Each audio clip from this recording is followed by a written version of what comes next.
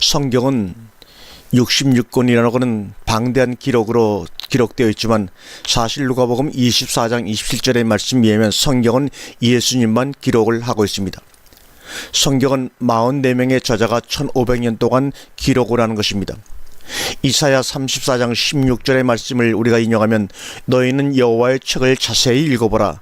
이것들이 하나도 빠진 것이 없고 하나도 그 짝이 없는 것이 없으니 이는 여호와의 입이 이를 명하셨고 그의 신이 이것들을 모으셨음이라고 분명히 말씀하고 있습니다. BC 1500년경 모세가 창세기, 출애굽기, 레위기, 민수기, 신명기 즉 모세오경을 기록했습니다. 모세가 시내산에서 돌판에 기록된 말씀을 받았는데 그때 돌판에 쓰여진 글자는 무슨 글자를 사용했을까요? 히브리어는 그 뒤에 나온 언어입니다.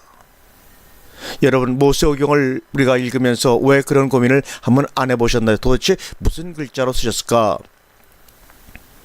애굽만이 그 당시 문자를 가진 유일한 나라였습니다. 그 문자를 신성문자라고 우리는 부릅니다.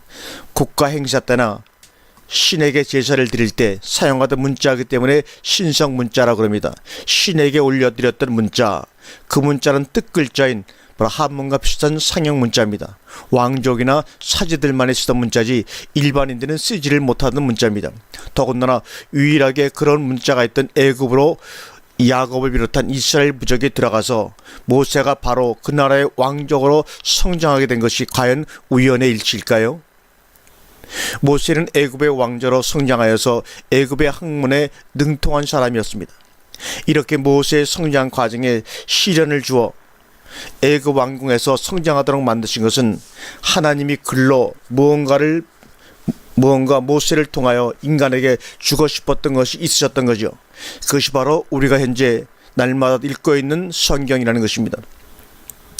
애굽의 신성문자에서 페니카니어, 아람어, 히브리어 등이 나왔습니다. 그렇게 모세는 신성문자밖에 모르는 현재의 상태입니다.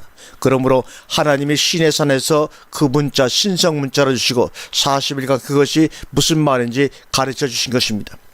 예수님 때 바벨론 포로 이후라 히브리어를 이스라엘 백성들이 성실한 상에게 예수님은 아람어를 사용하는 그런 환경 속에서 성장을 하셨습니다.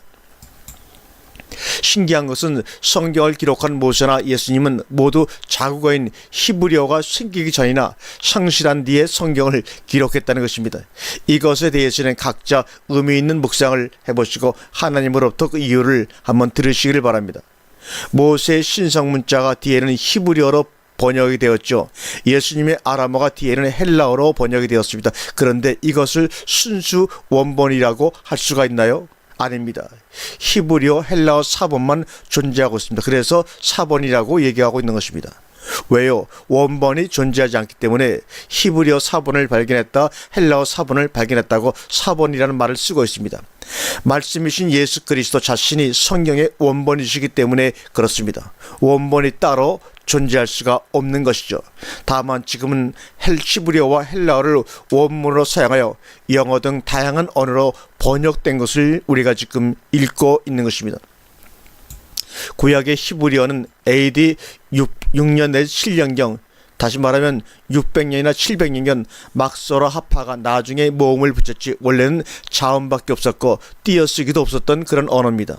모음도 없고 띄어쓰기도 없는데 그것을 사용했다는 것은 히브리어는 문법이 없었다는 얘기가 되는 것입니다. 더군다나 모음이 없으면 글자를 읽을 수 없는 것이죠.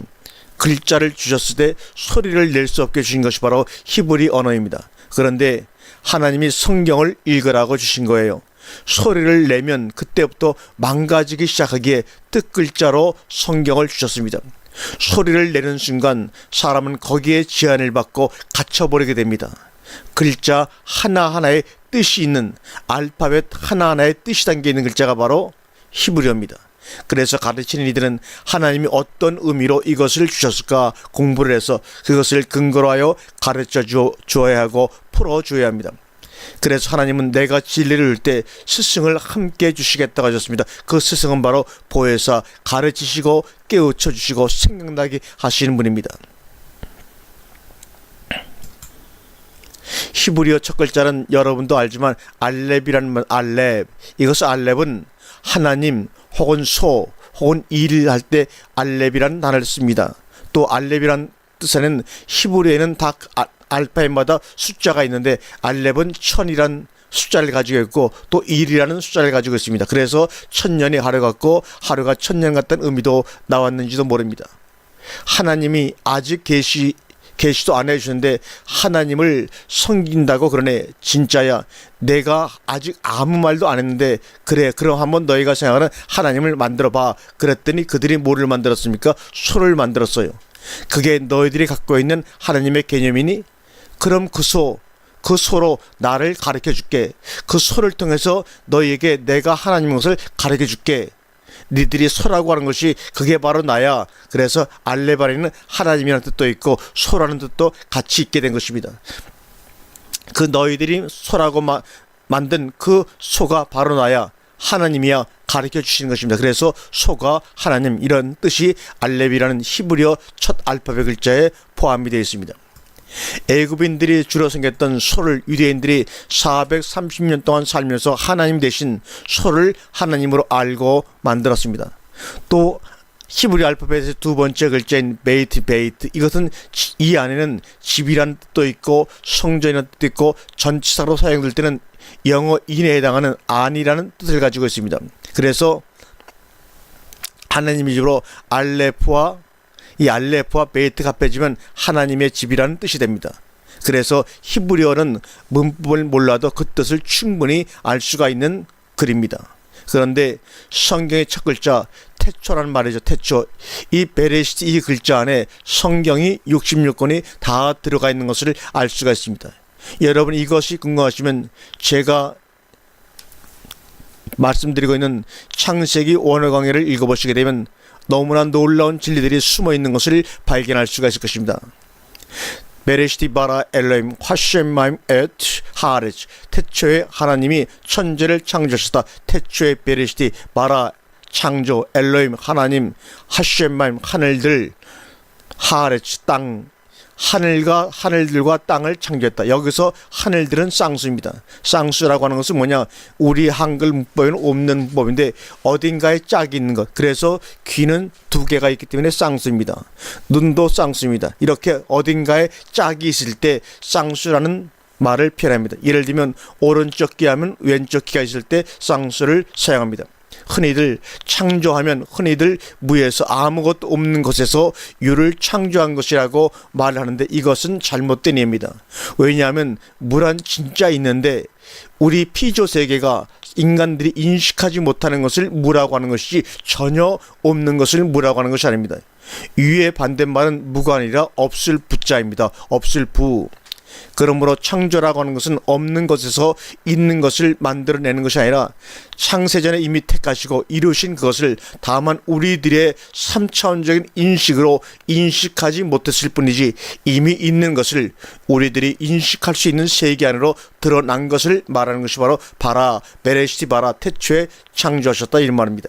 그리고 그 일을 하나님이 직접 개입하셔서 실행하셨기에 창조라고 하는 것입니다.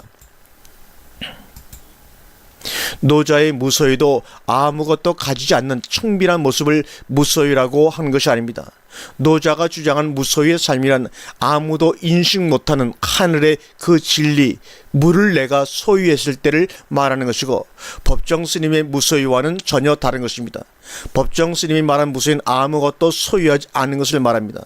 장삼 하나, 집신 한 칼날만 갖고 사는 것을 무소유라고 하지를 않습니다. 고로 태초의 의식을 갖고 메레시티의 의식을 갖고 사는 사람을 노자의 사상을 비롯 얘기해 본다면 바로 무소유의 삶을 실천하고 있는 것입니다. 이름도 부를 수 없는 그분, 엘로힘도 하나님의 이름은 아닙니다. 창세기 1장 1절에 바라라고 하는 창조라는 동사는 단수입니다. 그러면 당연히 동사가 단수면 주어도 단수가 되어야 되겠죠. 그런데 하나님은 엘로힘은 복수입니다. 그렇다면 바라의 주어는 엘로힘이 아니라는 말입니다. 문법상으로만 보면 그렇다는 것입니다. 그럼 주어는 어디에 있을까요? 창세기 1장 1절의 주어는 어디에 있을까요? 베레시티 바라 엘로힘 웨트 카츠셴마임 웨트 하레츠. 아마르, 하나님이 말씀하셨다 할 때 대개 주어를 생략합니다. 하나님은 문자에 갇힐 수가 없는 분이기에 그렇죠. 창세기 1장 1절에는 그 하나님이 생략이 되어 있습니다. 성경의 첫 글자 베레시트가 히브리어의 첫 글자인 알렙으로 시작하지 않고 두 번째 글자인 베이트로 시작하여 마지막 글자인 타우로 완성을 합니다. 이게 무슨 말인가 하면 성전 베이트, 성전 안에서 시작하시는 하나님이 구분하여 넘겨서 완성시킨다는 말입니다. 그 하늘의 세계는 피조 세계가 감지를 못해. 그러면 어떻게 그것을 알려줘야 되죠? 그 영이, 하나님의 영이 그 하나님과 그 세계를 알려주죠. 이성을 지닌 피조물들에게 말입니다.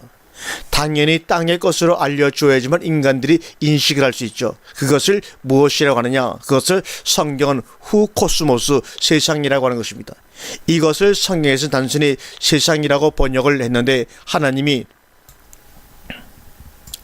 하늘의 것, 보이지 않는 것을 설명하기 위해 택한 이 땅의 어떤 그릇듯 이런 것 전부를 후코스모스라고 하는 것입니다. 그것을 우리가 세상이라고 부르고 있는 것입니다. 문자에도 갇힐 수 없는 그 하나님이 이 창조를 했습니다. 그 하나님이 어디에 들어가서 당신을 계시하는가 하면 베이트, 하나님의 집에 들어가서 계시를 합니다. 그 하나님이 알렙이 하나님의 집, 즉 성전이 어디냐? 바로 예수 그리스도십니다. 후에는 몸된 성전이 된 우리 안입니다. 성전의 머리는 예수 그리스도요, 성전의 지체는 성도요, 하나님의 자녀인 여러분과 저입니다. 그런데도 불구하고 이런 진리를 모르고 건물이 마치 하나님의 성전이냐, 건물을 위해서 온갖 돈과 정성을 쏟고 있는 것을 볼 때 하나님이 어떤 마음으로 그것을 보실까요? 그것은 하나님을 믿는 것이 아닙니다. 예수 그리스도 안에서 계시하시고 후에는 더욱 확장되어 우리 안에서 계시하십니다. 즉 자신을 우리 안에서 드러내십니다. 하나님이 하나님의 집안에서 예수 그리스도 안에서 시작하셔서 소유하신 자신의 꿈을 구분하시고 분리하시어 십자가 안에서 완성하셔 그것을 우리에게 드러내시겠다는 것입니다. 이것이 바로 성경 전체의 내용이 한 단어 창세기 1장 1절 태초에 베레시트 안에 다 내포되어 있습니다. 그러므로 창세기 1장 1절에 베레시트만 여러분이 정확히 알아도 성경 66권을 안다고도 감히 말할 수가 있습니다. 창세기 1장 1절에 하나님의 첫 말씀 베레시트는 예수님이 요한복음 19장 30절에 십자가에 달리셔서 하신 말씀 다 이루었다로 모든 것이 만천하에 드러나게 되었습니다. 베레시트 이는 무슨 말이냐? 다 이루었다 그 말입니다. 창세기 요한복음 19장 30절의 말씀입니다. 요한복음 19장 30절의 말씀입니다. 요한복음 19장 30절입니다. 다 이루신 창조 사역을 성령이 우리 속에 임재하시어 우리에게 실자가 되게 하여 주신 것이 바로 참된 믿음이죠. 히브리서 11장 1절과 3절의 믿음은 바라는 것들의 실상이요 보이지 않는 것들의 증거라고 우리에게 분명히 말씀하고 있습니다. 완료되어 있는 세상 밖의 것이 바로 진리입니다. 이것을 시간대로 차서대로 사람들에게 그려서 줘라 모세에게 말씀하신 것입니다. 써서가 아닙니다. 그려서 줘라. 그래서 우리에게 보여진 것이 성경입니다. 그래서 문법상 구조가 없이 뜻으로만 알 수 있는 히브리어를 택하셔서 우리에게 성경을 허락하신 것입니다. 왜요? 본대로 보여줘야 하게 들은 것이 아니라 모세는 본 것을 기록한 것입니다. 세상 밖의 진리의 세계를, 그것도 이미 완성되어 있는 세계를 모세는 보고 우리에게 그대로 그려서 보여준 것입니다. 보여줘. 이것이 바로 성막이죠. 오실 예수 그리스도의 그림자로 모형으로 진리를 완성하여 넘겨주셨는데 어디서요? 성전 안에서. 이 바라라고 하는 창조라고 하는 단어는 바로 이렇게 쓰였습니다. 베이트, 로시, 알렙 이 세 개의 알폿이 합해져서 만들어진 단어가 바로 창조하다 바라라는 뜻인데 이 뜻은 성전 안에서 베이트, 성전 안에서 시작하신 하나님이란 뜻입니다. 그러므로 바라라는 단어는 하나님만이 쓰실 수 있는 단어입니다. 하나님이 이 그릇 코스모스를 통해서 세상을 통해 뭔가 표현해보고 싶으신 거예요. 그것을 하나님이 창조라고 표현하신 것입니다. 써버린 겁니다. 어떤 이가 한 길을 따라가거나 답습하거나 목사의 얘기대로 가는 이는 많으나 속의 진리의 성령을 간직하고 그 성령을 따라가는 이는 너무나 적습니다. 정말로 진실로 간직하고 있다면 표현은 못해도 그것 때문에 늘 설레이고 감사해야 하는 것이 우리의 삶의 당연한 모습입니다. 내가 다시 올 때 이 땅에서 믿음 있는 자를 볼 수 있겠느냐? 거의 없다는 말을 주님도 하고 계시죠. 그런데 그 거의 없는 가운데서 그 소수의 믿음 있는 자들 속에 여러분이 포함되기를 원치 않으십니까? 그래야 확실한 구원과 하나님 나라 안에서 여러분의 삶을 영원히 살 수가 있습니다. 굳이 이런 부정적인 말씀을 하실 수밖에 없었던 예수 그리스도의 심정을 여러분 한 번이라도 생각해 보셨나요? 우리가 자신의 노력, 헌신 이런 것을 내놓으면 잠시 내가 하나님을 위해 뭔가 하고 있구나 하는 안도를 느낄 수가 있으나 과연 얼마나 우리가 버틸 수 있을까요? 그런 에너지로 말입니다. 그런 헌신과 노력으로 말입니다. 이걸 우리가 신앙이라고 하나요? 우리가 그동안 그래 왔습니다. 그러나 이제는 바뀌어야 합니다. 우리는 뭔가 갖고 있는 게 있어요. 흔들리지 않는 어떤 것을 성령을 통해 배워야 합니다. 헬라어 알파와 베타를 히브리어로 풀면 하나님의 집이란 뜻입니다. 성경은 예수님에 대한 진리만 기록되어 있지 어떻게 하면 복받을까 잘될까 하는 것은 없다는 것입니다. 요한복음 1장 1절도 태초에 말씀이 계시니라 이 말씀이 곧 하나님이시라 호 로고스가 이꼴 네오스다 그런 말입니다. 로고스란 보이지 않는 그 세계를 보이는 그것에 담아줄 때 담는 그릇을 로고스라고 하는 겁니다. 다시 한번 말씀드릴까요? 보이지 않는 그 피조의 그 세계를 보이는 것에 담아줄 때 그 담는 그릇을 뭐라고 한다고요? 말씀, 호, 로고스라고 말하는 것입니다. 그러므로 말씀할 때 자꾸만 문자로 기록되어 있는 어떤 책이나 성경을 생각하면 안 됩니다. 우리가 볼 수 없는 그 보이지 않는 그 세계를 보이는 그것에 담아주는 그릇이 바로 뭐냐? 로고스라는 겁니다. 그러므로 여러분이 성경 말씀 읽을 때는 그 성경 속에서 보이지 않는 하나님의 놀라운 세계를 볼 수가 있어야지만 참된 말씀을 여러분이 지금 보고 있다고 말할 수가 있는 것입니다. 레마, 그러면 레마라는 것은 뭐냐? 레마란 그 말씀의 그 그릇 안에 포함되어 있는 진짜 내용을 레마라고 하는 것입니다. 이 말씀이 바로 성경입니다. 성경 안에 예수님이 기록되어 있다고 하죠. 예수는 자신이 로고스라는 겁니다. 그래서 예수님을 통해서 보이지 않는 하나님의 세계를 경험할 수가 있는 것입니다. 그러시죠. 이 말을 하나님을 설명하고 담고 있기에 예수를 뭐라 그러죠? 말씀 로고스라고 하는 것입니다. 내가 하나님을 설명하러 온 거야. 내가 진리야 이 말입니다. 그 말씀 안에서 그 예수님 안에서 우리는 내 말을 찾아내는 것입니다. 그 안에 있는 보화를 그 안에 있는 진주를 찾아내는 것입니다. 그래서 그것을 찾게 되면 우리가 가진 모든 것을 다 희생하고 내려놓고 포기하고 죽어서 그것을 우리의 것으로 소유하는 것입니다. 그래서 그것과 하나가 되는 것이 바로 진리의 완성입니다. 우리가 신앙생활을 할 때 그 말씀이 내 안에 내 말을 만들어주는 말씀인가 한번 고민해 보십시오. 아니면 여전히 나를 로고스나 세상, 또 다시 말하면 성경에서 말하는 세상은 나쁜 것이 아닙니다. 노래방이나 가고 술집이나 가고 그런 것이 바로 세상적인 사람이죠. 성경은 그런 의미로 세상이란 코스모스라는 말을 쓰지를 않고 있습니다. 세상이란 하나님이 거기에다가 뭘 담아주셨는데 그 내용의 진리를 보지 못하고 그냥 껍데기로 보고서 이게 아름다운 거야, 이게 추한 거야, 이게 더러운 거야, 이게 나쁜 거야. 이런 것을 선악과를 먹은 사람들이 늘 선악의 체계를 하고 체계라고 합니다. 이것을 성경은 좌로나 우로나 치우친다고 말씀하고 있는 것입니다. 좌로나 우로나 치우치지 말라는 것은 네가 네 마음대로 선악의 판단의 주체가 되어서 좌로 가거나 우로 가지 말고 진리로 가운데서 그러면 여기저기 눈에 보이는 대로 흔들리지 않을 수가 있어 이런 말입니다. 이 후코스모스 세상에는 여러분의 몸도 들어가 있고 자연 만물도 다 들어가 있습니다. 예를 들어 볼까요? 꽃은 씨가 떨어져야 씨방이 생기고 그 씨방이 열매가 되는 것입니다. 예수님이 샤론의 꽃이라고 말합니다. 샤론은 광야 교회의 꽃이라고 합니다. 꽃으로 예수님이 씨가 되셔서 광야에 떨어져서 우리의 열매가 되시는 것입니다. 그러면 많은 열매가 맺는 것이죠. 자연의 법칙 하나하나가 전부 복음으로 복음을 이야기하고 있는 것입니다. 씨도 없는 것이 열매인 척 흉내내는 것이 뭐냐? 바로 무화과입니다. 무화과란 꽃이 없습니다.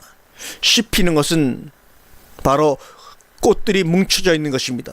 무화과의 수술입니다. 씨도 없는데 열매인 것처럼 하나님이 하면 하나님이 저주해 버리시는 것입니다. 그래서 말려버리는 것입니다. 로마서 1장 18절과 20절에 모든 천지 만물 안에 하나님의 신성이 깃들어 있다고 했습니다. 그러므로 깨달은 자는 비나 천재를 볼 때 그거구나 깨달으라 알 수가 있는 것입니다.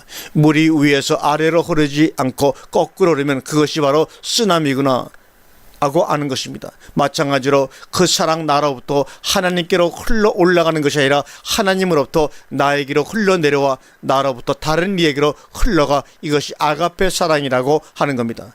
하나님이 그 사랑이야 아가페 그 사랑만 적혀 있는 것이 바로 성경입니다. 하나님의 백성만 인간이고 나머지는 짐승이라고 합니다. 말씀 없는 인간을 성경은 짐승이라고 표현을 하고 있습니다. 그래서 아담이란 말도 하나님이 구별하신 말씀이라는 뜻입니다. 아담이란 말은 이렇게 세 개, 알렙, 달렙, 메인으로 되어 있는데 말씀 구별하는 하나님이 구별하신 말씀이 바로 아담입니다. 여러분의 진정한 하나님이 창조한 아담이라면 여러분은 말씀으로 구별되어 있는 사람들입니다. 그런데 아담이 말씀이 파괴해버렸습니다. 그렇자 그들은 짐승이 되었습니다. 하나님과의 연합의 고리가 끊어진 것입니다. 아바, 알렉과 베이트라는 알파벳 두 개가 합해지면 아바, 이것은 아버지란 말입니다. 아버지 알레베이트. 하나님의 말씀이 내 안에 거하면 하나님을 뭐라고 부른다고요? 아버지라고 부르게 되는 것입니다. 즉 아담이 성전이 되는 것은 하나님이 구별하신 말씀이 내 안에 들어와 알레베이트 즉 성전이 된다고 하는 연합의 교리, 하나가 된다고 하는 하나됨의 교리입니다. 내가 네 안에, 네가 내 안에, 누가 아니고 누가 밖에요. 이것을 우리가 다른 이에게 전해지면 씨를 전해지면 그러면 그가 아버지의 역할을 하는 것입니다. 그래서 예수님이 많은 이들에게 성생이 되지 말고 아비가 되라고 말씀하신 이유입니다. 우리는 하나님과 함께 할 때만이 하나님 안에서 살 수가 있는 것입니다. 그래서 영혼이라는 영혼에서 살 수가 있죠. 영혼이라는 것은 내 생각 밖의 시간이라는 것입니다. 내 생각 안의 시간은 타임, 이 타임이란 이 시간이고 think out, 생각 밖의 영혼, think in은 타임입니다. 시간이 도대체 뭐냐? 잴 수도 없이 흘러가는 것입니다. 시간이 흐르면 노쇠지고 썩다가 결국은 죽음으로 가죠. 이게 우리가 가진 think in, 생각 안의 시간이고 대상 속의 시간입니다. 영혼이라고 하는 것은 과거, 현재, 미래가 통합된 하나로 통합된 개념에게 기다림이나 순서나 흐름도 없습니다. 왜요? 그 자체로 완성이기에 그렇습니다. 하나님이 창조해 놓으신 영혼이니까 묵시잖아요. 계시가 있지만 우리가 감지할 수 없는 계시가 바로 묵시라고 말하고 있는 것입니다. 바울이 삼층천에 갔다 왔다고 합니다. 그런데 거기서 나를 봤다고 하잖아요. 거기서 나를 받기 위해 이 세상 어떤 두려움에도 처할 수 있는 비결을 배웠다고 합니다.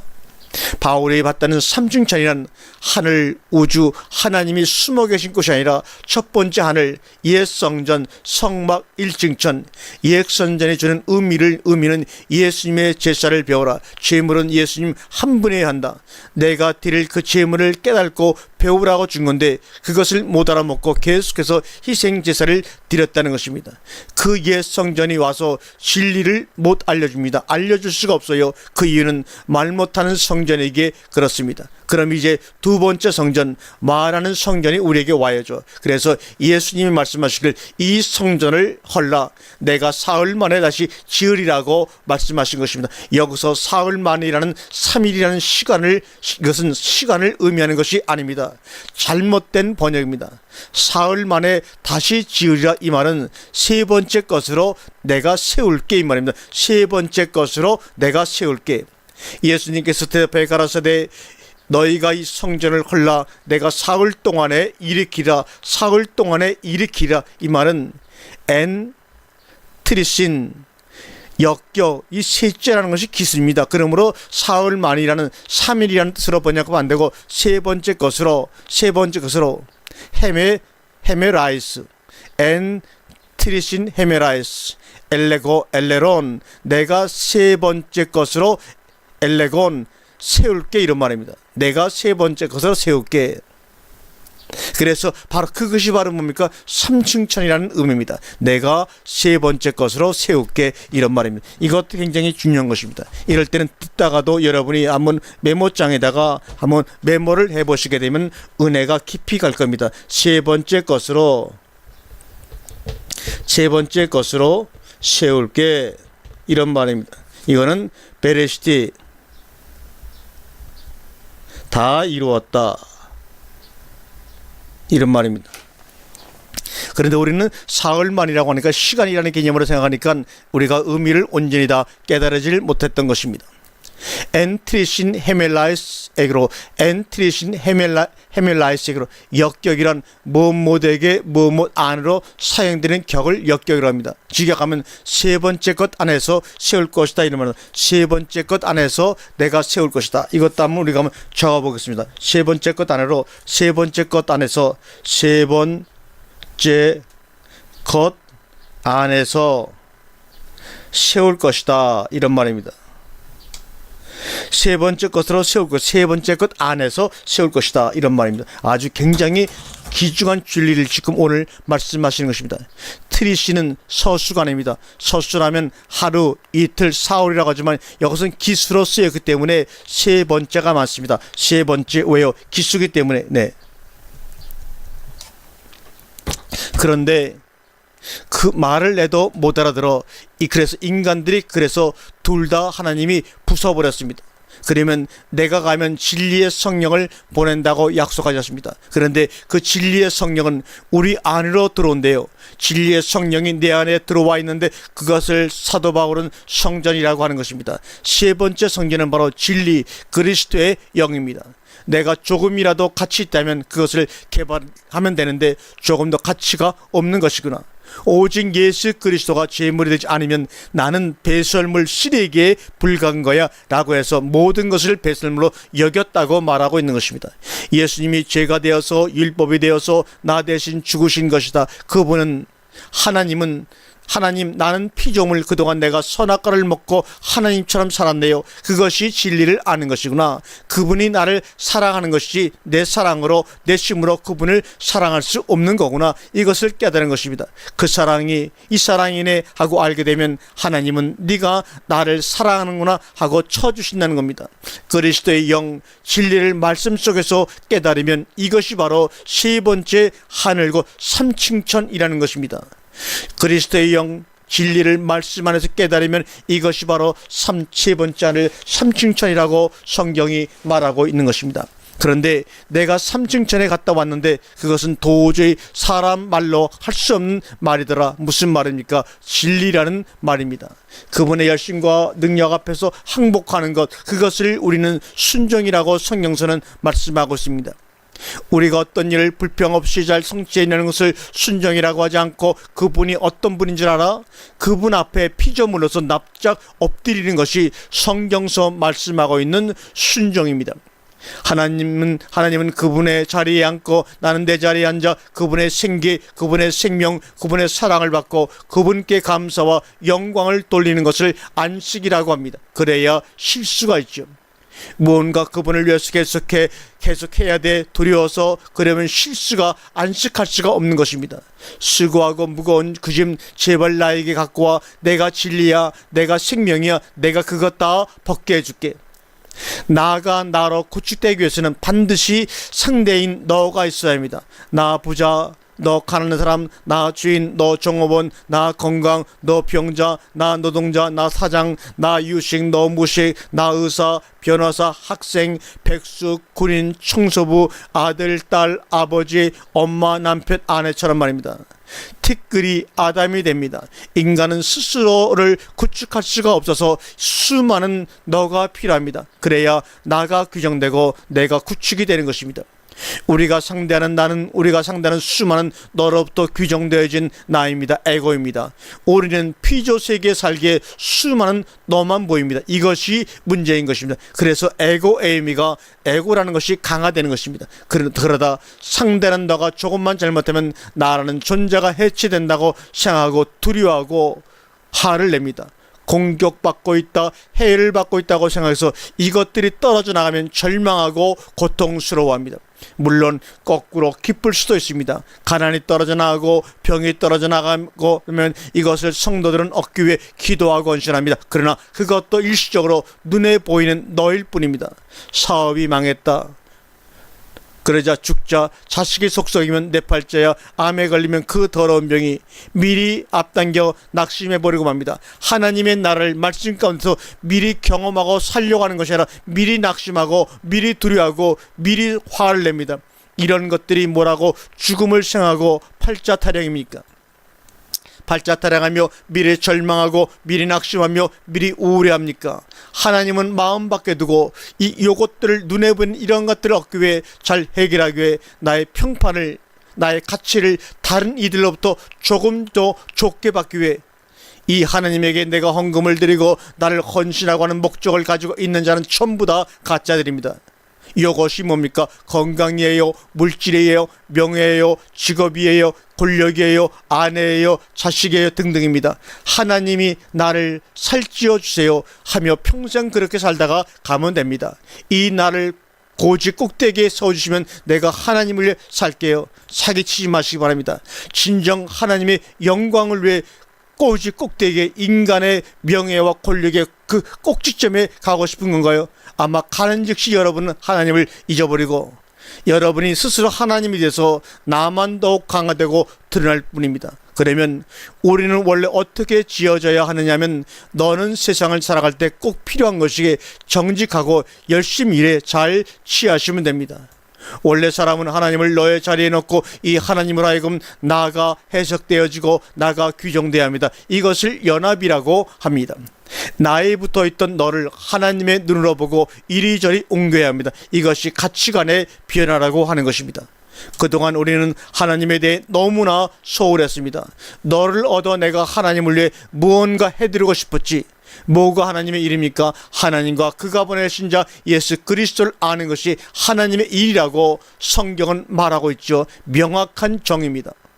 이 하나님이 안 보이고 누가 자세히 가르쳐 주지도 않았으니까 보이는 너를 얻어 보이는 존재에게 내보여서 나의 불안을 해소하는 방향으로 살았다. 이것을 훌륭한 신앙이라고 잘못 알고 있었습니다. 죄라고 하는 것은 관역을 잘못 잡은 것입니다. 하나님을 알라고 준 너를 통해 코스모스 세상을 통해 하나님을 아는 것이 아니라 오히려 그것에 묶여있는 상태를 성경은 죄라고 우리에게 말씀하고 있습니다. 세상의 도도 윤리적인 어떤 어긴 것을 가지고 성경은 죄라고 그러질 않습니다. 오히려 다말, 라합, 옥합을 깨뜨린 마리아 같은 천인 공노한 윤리적 죄를 지은 그들에게 도리어 의롭다고 하는 것이 성경입니다. 또한 나라마다 윤리요 도덕이요 문화가 다 다른데 하나님은 어느 부족 나라의 윤리 도덕으로 세상을 심판해야 합니까? 하나님의 심판은 그런 것이 아닙니다. 하나님을 아느냐 모르냐입니다. 그리고 너가 누구인지 아느냐 모르냐로 하나님은 우리를 심판하십니다.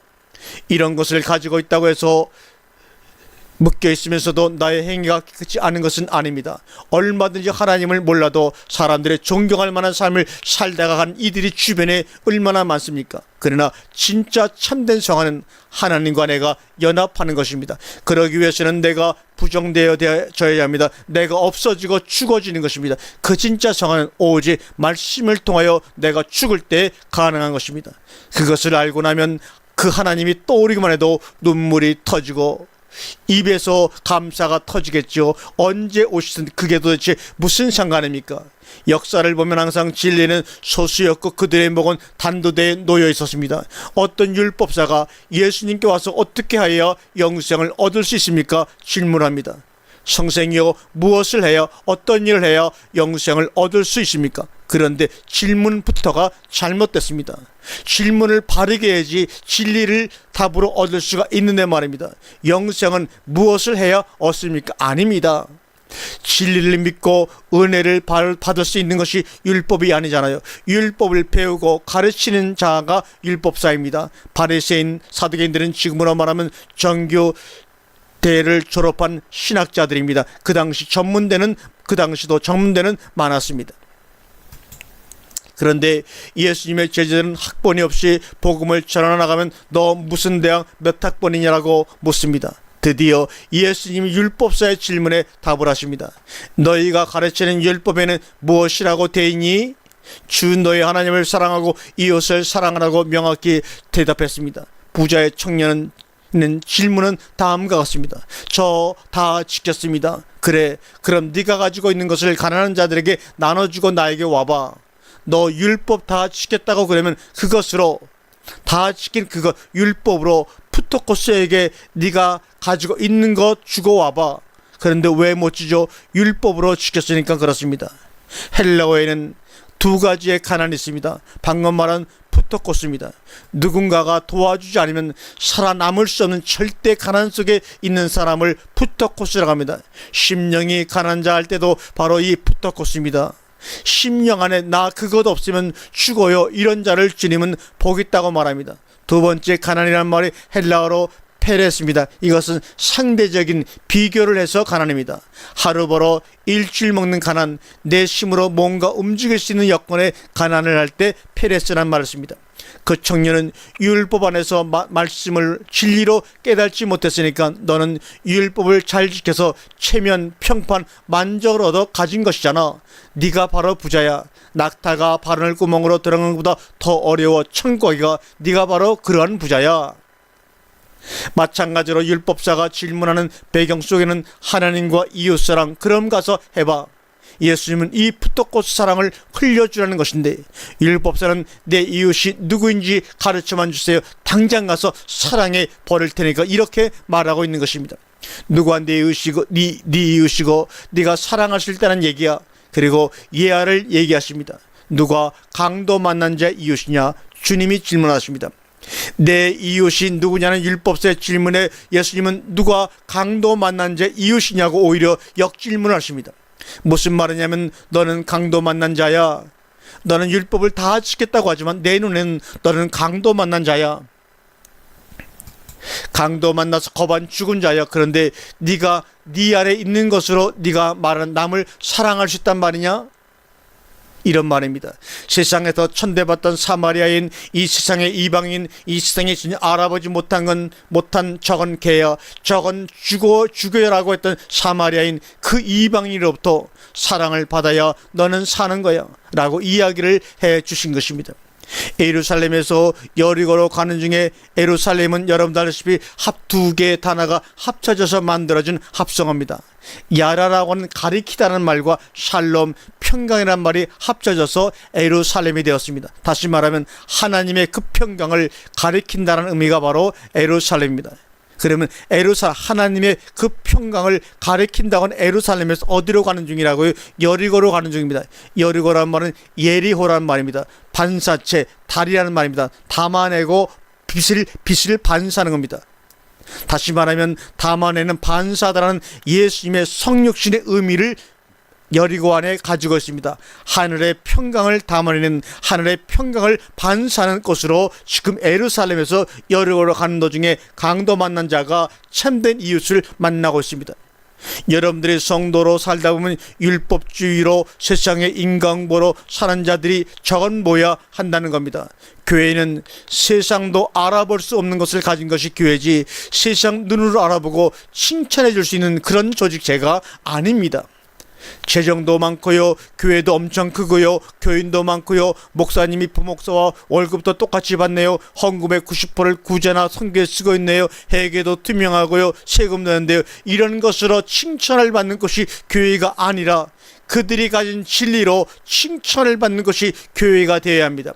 그런 그들이 산자라고 하는 거예요. 그런데 우리가 이것을 못하니까 외부적인 것을 깨끗하게 하거나 웅장하게 하여 그들로부터 칭찬을 받고자 하는 유혹에 날마다 빠지는 겁니다. 그것도 할 수 있으면 해야죠. 그런데 먼저 해야 할 것을 한국교회가 놓치고 있는 것입니다. 레인도 제사장도 율법사도 다 떠나고 솔직히 도망가고 율법주의는 강도 만난 자에게 애초부터 관심이 없었습니다. 오직 선한 사마리아인이 기름 부은 자가 메시아가 포도주와 기름을 상처에 부어요. 그리고 그가 살아납니다. 예루살렘에서 여리고로 내려갈 때 강도를 만날 수 있는 것은 유대인입니다. 내가 죽어도 사마리아인에게 물 한 컵 쌀 한 틀도 받지 않아도 유대인인데 내가 도움을 오히려 거꾸로 받아요. 천만에 만지지도 못하게 했을 거예요. 그런데 어떻게 사마리아인이 유대인에게 도움을 주었죠? 그 이유는 오직 하나, 내가 거반 죽었기에, 거부할 수 없을 정도로 죽었기에 바로 그것을 죽었다고 하는 겁니다. 사마리아인으로부터 도움을 받을 수밖에 없게끔 되는 환경이 바로 날마다 죽는 겁니다. 살아남을 전제로 한 죽음이지 죽기 위한 죽음이 아닙니다. 거반 죽으니까 은혜를 베풀 그 사람밖에 눈에는 안 보이는 겁니다. 그분의 도움이 없으면 내가 못 산다는 것을 알게 된 거예요. 그게 바로 푸터코스, 심령이 가난한 자라는 겁니다. 그때 도와주는 거예요. 개 취급도 못 받던 십자가 달린 예수 그리스도가 그때 우리를 도와주실 수가 있는 겁니다. 그리고 나귀에 태우고, 이 나귀라는 말을 히브리어로 풀어보면 붉은 빛의 짐승이란 말입니다. 원문에 보면 자기라는 짐승에 태웠다고 합니다. 자기라는 짐승에 태웠다. 아담도 붉은 빛입니다. 옛 성전도 붉습니다. 왜냐하면 성전도 붉은색으로 칠했기 때문입니다. 그래서 네 죄가 주홍같이 붉을지라도 양털처럼 하얗게 내가 만들어줄게. 율법주의 그거 죄 졌어. 그것을 내가 내 아들을 죽여 양털처럼 시게 만들어줄게. 이거거든요. 예수님이 율법으로 오셔서 나귀를 타고 오셔서 그 말씀으로 우리를 죽여내세요. 아, 그렇군요. 하나님 앞에서 나를 주장할 수 없는 자군요 라고 할 때 성경은 그것을 살았다고 하는 겁니다. 나라는 나귀 위에 태우고 가요. 어디로요? 주막으로 갑니다. 주막이 바로 뭡니까? 성전입니다. 그 성전에서 포도주로 기름 부음을 부어줍니다. 가서 너도 이제는 그와 같이 하라. 이 말은 내가 죽은 것처럼 너희도 진리가 되어 세상에서 죽을 거야, 이 말입니다. 그 죽음으로 나 안에 들어온 그 사람을 네 옆에 사람에게 흘려라. 이것이 바로 신앙생활을 하는 겁니다. 성경은 예수 그리스도 오직 한 가지 주제만을 담고 있습니다. 도도, 개발, 성공, 개혁을 위한 책이 아닙니다. 여러분의 상처받은 트라우마를 위로하고 해결하는 책이 아닙니다. 이런 분야의 책들은 세상에 수없이 쌓여 있습니다. 후엄 스님은 자신의 저서 불교가 과연 이 땅에 있는가 해서 2판, 4판, 공사판이라고 말하고 있습니다. 2판이라고 하는 것은 불경 연구를 집중적으로 하는 불교를 말하고, 4판이라고 하는 것은 행정에 집중하는 불교를 4판이라고 하는데, 후암 스님이 보니까 2판이나 저판이나 다 공사판이 되어버렸다는 것입니다. 스승이 다 버리고 간 것을 얻으려고 복에 환장한 인간들아, 그렇게 후암 스님은 자신의 저서에서 얘기하고 있습니다. 아마 이 말은 기독교인들에게 얘기해도 틀린 말이 아닌 것 같습니다. 복에 환장한 인간들아, 하나님이 다 버리고 내버린 것들을 얻으려고 하는 이 복에 환장한 미친 자들아, 하늘 보좌를 버리고 가장 낮은 곳에 오셔서 우리들의 먹이로 말 위에 오셔서 우리들을 위하여 몸까지 다 내어주고 가심으로 우리에게 영생을 주셨는데, 그 십자가에 달린 예수의 이름을 부르면서 도대체 무엇을 구하고 있냐, 이 복에 환장한 미친 기독교인들아. 기독교는 하나님이 자기를 계시하시고 하나님이 우리를 찾아오시는 것입니다. 기독교는 복을 추구하는 건 맞습니다. 그런데 한시적인 세상 복이 아니라 영원한 복, 바라크를 추구하는 것입니다. 영원한 복, 하늘의 복, 하나님의 생명력, 이미 태초에 완성된 복, 이 복을 실제하여 세상에 드러내고 내려놓고 자랑하는 것입니다. 그것이 바로 우리들의 삶입니다. 에베소 1장 3절과 4절에 그리스도 안에서 하늘에 속한 모든 신령한 복으로 우리에게 복 주시되, 창세전이라고 하는 말은 영혼이라는 영역입니다. 현재, 과거, 미래라는 시간이 통합되어 있는 개념이 바로 영혼이라는 창세전의 개념입니다. 시간을 감싸고 있는 영역이 영혼입니다. 거기에 바로 하나님이 계십니다. 에베소 1장 4절에 창세전에 우리가 선택이 되었다고 말하고 있습니다. 전지전능한 하나님이 시간과 무관한 영혼 속에서 어떤 것을 계획했다고 생각해 보세요. 그것은 이미 완료된 것입니다. 왜요? 그 안에는 현재와 과거와 미래가 통합되어 있기 때문에 완료가 된 것이죠. 고로 우리의 구원은 이미 완료가 된 것입니다. 이미 창세전에 택하사 구원을 완료시켰다면 왜 우리가 여기 내려와 이 역사를, 이 생로병사를 살아야 합니까? 그리고 예수 그리스도는 뭐하러 다시 오신 것입니까? 하나님의 생명이 떠나가면 인간이 어떻게 되는지를 경험함으로 하나님을 앞으로 떠나지 않고 하나님 의존주의 인간으로 살아가기 위해서 우리에게 그런 것을 허락하신 것이라고 성경은 분명히 말씀을 하고 있습니다. 누가 사망의 몸에서 나를 건져내다오의 뜻은 사람이 사람을 죽이면 그 죽은 시체를 죽인 사람과 마주보게 꽁꽁 묶어놓는다. 그러면 시간이 지날수록 썩어서 냄새나고 구더기가 생기고 무섭고 징그럽고 뭐라고 표현할 길 없는 그런 상태에서 나를 풀어다오, 이 말입니다. 이 성경 구절이. 이 세상은 죽은 자와 산 자가 마주보며 살아가고 있는 것입니다. 그렇게 산 자와 죽은 자가 서로 마주보고 살아가고 있으니 당연히 바울의 고백이 우리의 고백이 되어야 하지 않겠습니까? 누가 사망의 몸에서 나를 건져내다오. 이 사도 바울의 고백이 우리 모두의 고백이 되기를 주님의 이름으로 간절히 권면합니다. 아멘, 아멘, 아멘.